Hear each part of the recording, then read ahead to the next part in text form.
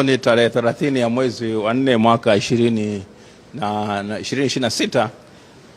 Mahakama Kuu ya Tanzania masijara ndogo ya Dar es Salaam imetoa uamuzi mdogo kuhusiana na maombi ya mwenyekiti wa Chama cha Demokrasia na Maendeleo ndugu Tundu Antipas Mugwai Lissu ya kuomba kuunganishwa katika kesi namba 8323 ambayo ilikuwa imeletwa na Saidi Issa na wenzake wawili, Ahmed Rashid na marehemu sasa Maulida Ana Komu ambaye amezikwa jana.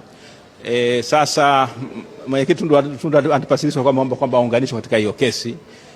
Maombi hayo yalikuwa yamesikizwa na Jaji Hamidu Mwanga na ilikuwa mipangwa mara ya kwanza uamuzi ungetoka tarehe 25 ya ule mwezi wa 3 mwaka 2026, lakini kutokana kwamba faili ilikuwa limeitwa mahakama ya rufaa, basi akaamua kusogeza kwamba kesi itakuja tarehe 30 ya mwezi wa 4 mwaka 2026.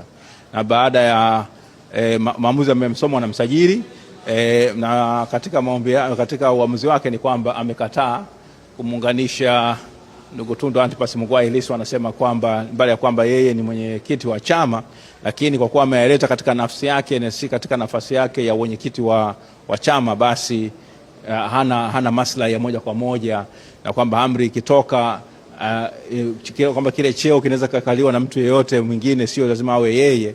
Kwa hiyo kwa yeye kuingia kwa nafsi yake si sahihi, kuomba kuingia kwa nafsi yake. Kwa maana hiyo amekataa na kusema kwamba anaweza akaja kama shahidi. Kwa hiyo ndio ambacho kimetokea na maombi hayo yamekataliwa.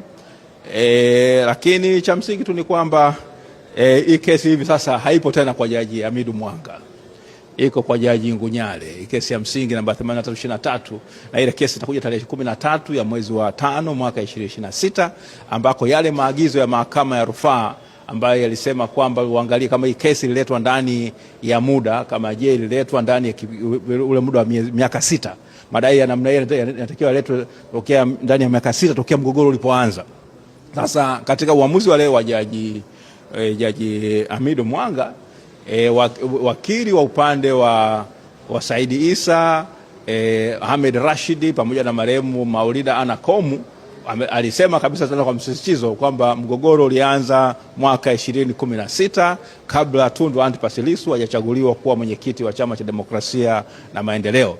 Sasa haya yote tutayapeleka vizuri kabisa katika mbele ya Jaji Ngunyale ili aweze kutusaidia kutuambia, je, 2016 mpaka 2025, je, hiyo ni miaka mingapi? Ni miaka 6 au ni miaka 9?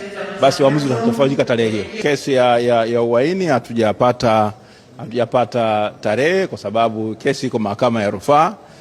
Mahakama ya rufaa ndio ambayo inatakiwa ipange kwamba kesi itasikizwa lini, kwa sababu unapopeleka mahakama ya rufaa huwa zinapangwa katika mfumo wa muundo wa majopo au vikao. Kwa hiyo ni jaji mkuu ambaye ana jukumu pamoja na msajili wa mahakama ya rufaa ambao wanatakiwa kupanga hizo kesi zije lini. Lakini madhari ni kesi ya jinai na ni kubwa kushinda zote kesi ya uhaini. Ni rai yetu kwamba hakuna kesi kubwa kama kosa la uhaini au kesi ya uhaini, na madhari ndio kosa ambalo limetamkwa na katiba ya nchi. Kwa hiyo uendeshaji wake unatakiwa uwe wa haraka, na ukumbuke mwenyekiti Tundu Antipas Lissu yuko gerezani, anastahili na kumana akiwa gerezani ile haki yake ya uhuru imebinywa, kwa sababu inakatazwa na sheria hawezi kupata dhamana. Kwa hiyo kwa misingi ni kwamba inatakiwa kesi yake isikilizwe haraka. Hiyo imepelekwa ni maombi yale ya serikali wamepeleka kule, hiyo kesi ya mapitio.